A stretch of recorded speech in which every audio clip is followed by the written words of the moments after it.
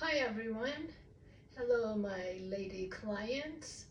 Today I'm going to show you a most natural breathing and most beneficial breathing for our body.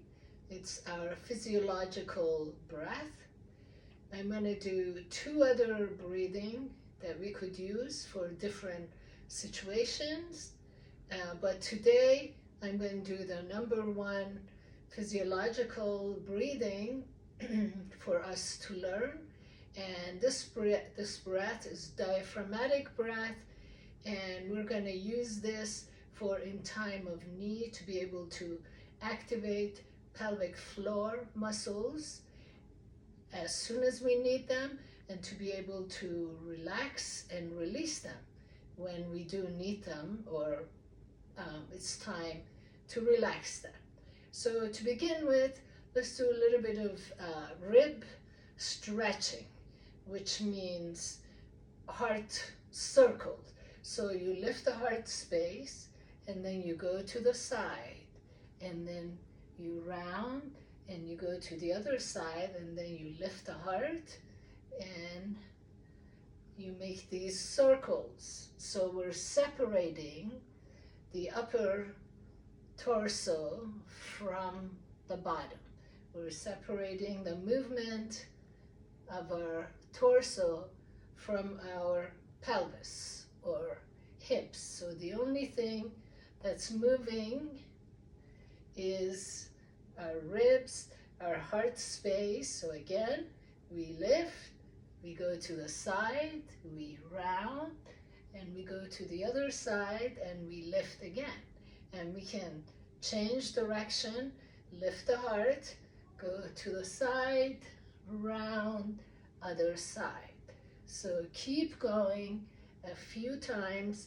It may seem weird at first, but this is great for flexibility of our breathing, of our lungs, of our rib area.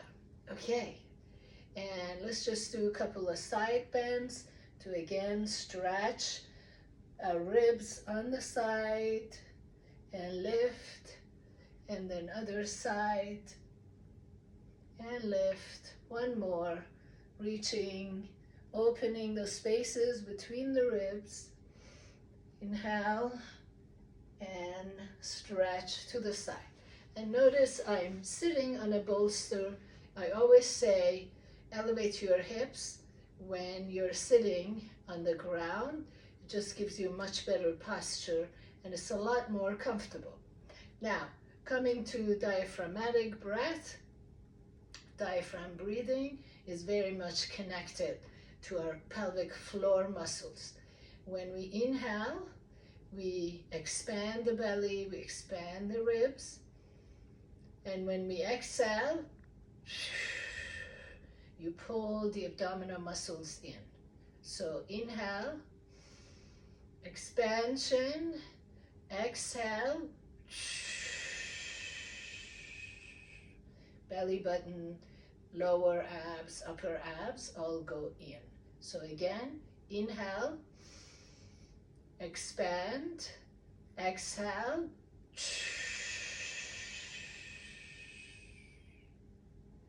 okay, do that a few more times to get the idea. You can even put your hands on your ribs, on your belly, and inhale. You see how the hands separate the fingers, and exhale.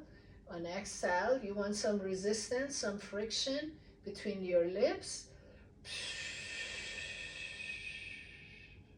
Belly goes in, and at the same time, pelvic floor muscles get engaged. Okay, now we are intentionally going to activate the pelvic floor muscles with this kind of breathing. So when we inhale, diaphragm pushes down, and that expands. It pushes on the pelvic floor muscles. When we exhale, diaphragm goes up, and pelvic floor muscles go up. They work in harmony together. They mirror each other. Push down and lift up. So let's begin. Inhale, expand. On exhale, let's imagine we're lifting a bean, a blueberry, or we're sucking on a straw that may be in our vaginal canal. We're pulling it up. Inhale, releasing, or you could imagine an umbrella opens. On exhale,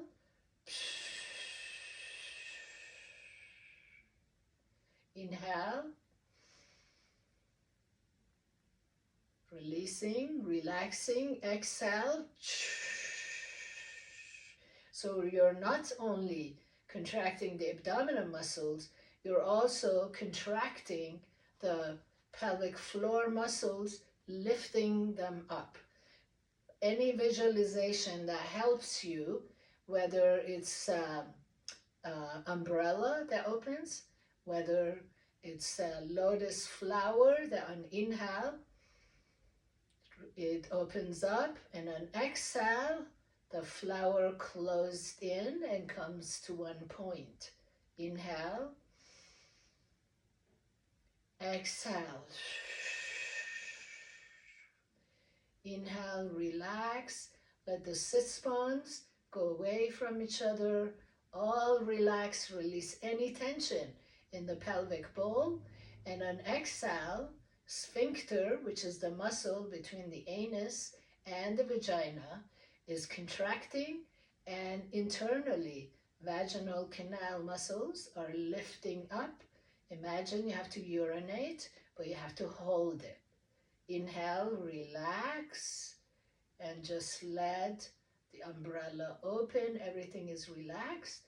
Exhale, lift up, contract, pick up that bean or suck on that straw, whatever makes sense to you. Inhale, relax, exhale, and then relax the body.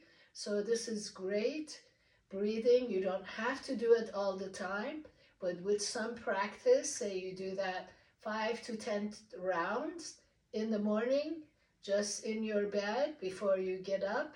You're lying down, maybe knees are up, feet on the bed, and you try this breathing, relaxing and pulling up, relaxing and pulling up. This will help you to, in time of need, if you need to push something, you need to lift something, you need to pull something. All of these actions need pelvic floor activation. And with strong pelvic floor muscles, we can eliminate incontinence or any, what we would call embarrassing moments of letting gas out, things like that. They're all related, a lot related to strength and activation of our pelvic floor muscles and our deep core muscles. So there you go, and I'll see you very soon for the second type of breathing. Thank you.